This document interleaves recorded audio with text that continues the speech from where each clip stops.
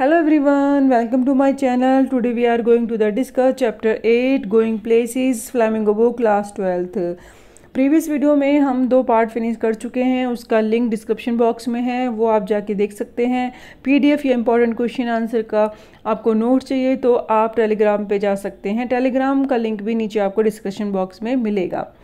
अब अगर कोई क्वेश्चन है, डाउट है, क्वेरी है तो आप कमेंट सेक्शन में पूछ सकते हैं और चैनल को सब्सक्राइब कर सकते हैं।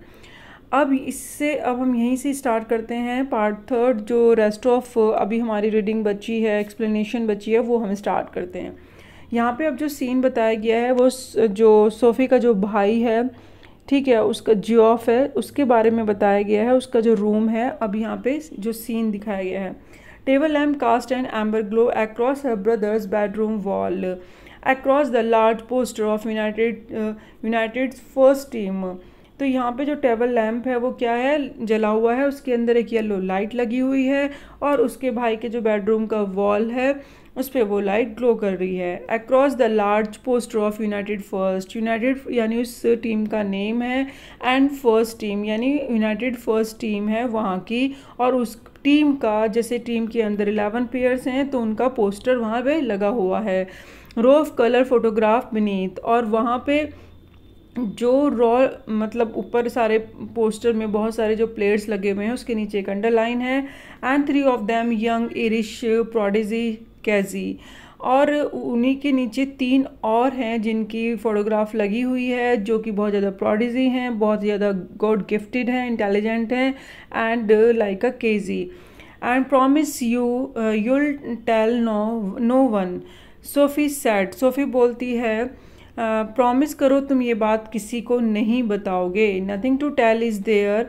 यहाँ पे एक तो ये पता चलता है कि वो कितने ज़्यादा अपने फ़ैन हैं, मतलब प्लेयर्स के। ऊपर से यहाँ वो प्रॉमिस लेती है कि सोफ़ी कहती है आप किसी को नहीं बताओगे, nothing to tell is there. तो भाई कहता है जियोफ ये बात तो किसी को बताने वाली है ही नहीं। वो फिर भी कहती है Sophie promise me Geoff dad's murder me, नहीं तो वो डैड मुझे मार देंगे। ओनली इफ़ ही दो इट वॉज ट्रू। तो वो भाई कहता है कि अगर ये ओनली इफ़ ही, अगर ये सच हो तब ना। तो यहाँ पे जियोफ कहता है एंड प्लीज़ जियोफ, फिर यहाँ पे सोफ़ी फिर से ज़्यादा रिक्वेस्ट करती है प्लीज़ जियोफ नहीं बोलना।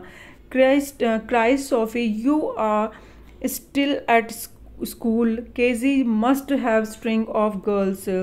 प्लीज़ भगवान के लिए तुम अपना जो है स्कूल में पढ़ती हो, बहुत छोटी हो, और कैसी जो है उसके तो स्ट्रिंग ऑफ गर्ल्स यानी उसके पास तो बहुत सारी जो नंबर ऑफ गर्ल्स हैं यानी ग्रुप ऑफ गर्ल्स हैं बहुत ज़्यादा है, स्ट्रिंग यानी सो मैनी, उसके पास तो ऑलरेडी बहुत सारी गर्ल्स हैं जिससे वो बात करता होगा या अपनी चीज़ें शेयर करता होगा।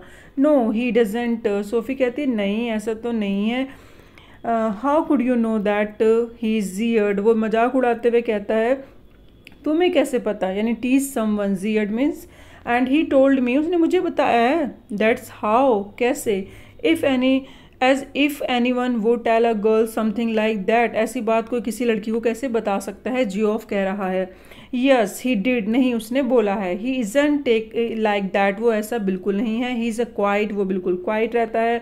Not as quiet as all that apparently, लेकिन जैसे वो दिखता है वैसे, not as a quiet as all that apparently, जैसे वो दिखता है वैसा उतना शांत नहीं है। And it was nothing like that, it was me, it was nothing like that, ऐसा कुछ नहीं है। Geoff, it was me spoke first when I saw who it was, वो जियोफ से कहती है सोफ़ी उसने पहले मुझसे बात करी थी। And I said excuse me, फिर मैंने बोला excuse me but aren't you Danny KG, फिर मैंने उनसे क्वेश्चन करा था कि क्या आप डैनी केजी हैं। He looked short of surprise, वो सरप्राइजिंगली देखते हैं, and he said yes that's right, तुम सही हो, मैं डैनी हूँ।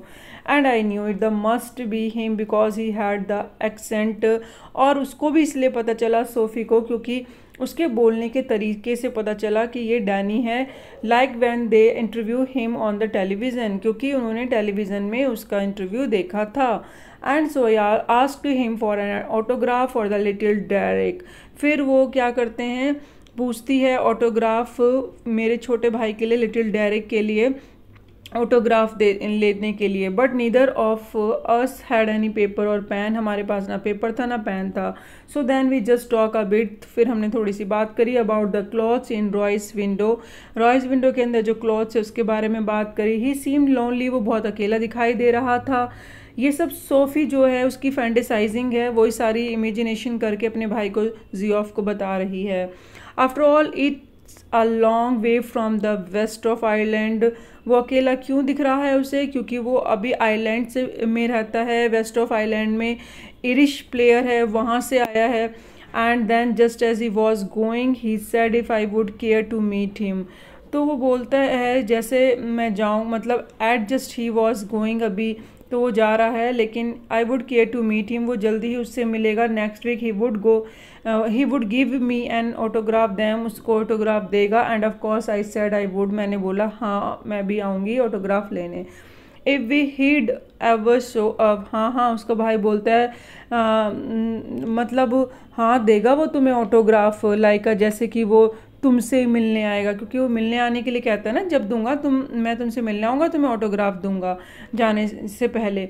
You do believe me now, तुम मुझे विश्वास नहीं करते, डोंट यू, यहाँ पे सोफ़ी कहती है अपने भाई सियोफ से। ही ड्रैग्ड हिज जैकेट, वो अपनी जैकेट उठाता है, विच वॉज शाइनी शेपलेस, जो कि शाइनी है और शेपलेस है, from the back of the chair से उठाता है, एंड पुश हिज आर्म, और अपने आर्म्स में उस जैकेट को डालता है। He wished he paid for attention to his appearance, और वो चाहती है कि अपना जो उसका भाई है वो अपने ऊपर थोड़ा ध्यान दे, अपने लुक पर ध्यान दे। Wish he care more about a clothes, अच्छे अच्छे कपड़े पहने।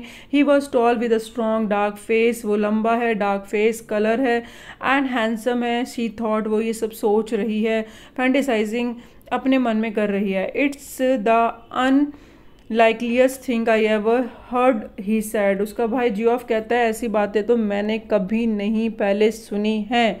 डाउटफुल यानी अनलाइकिएस्ट मीन जब बहुत ज़्यादा डाउटफुल होता है, अनएक्सेप्टेड होता है। तो नेक्स्ट सीन हम नेक्स्ट वीडियो में पढ़ेंगे। Thank you so much, keep watching, keep learning.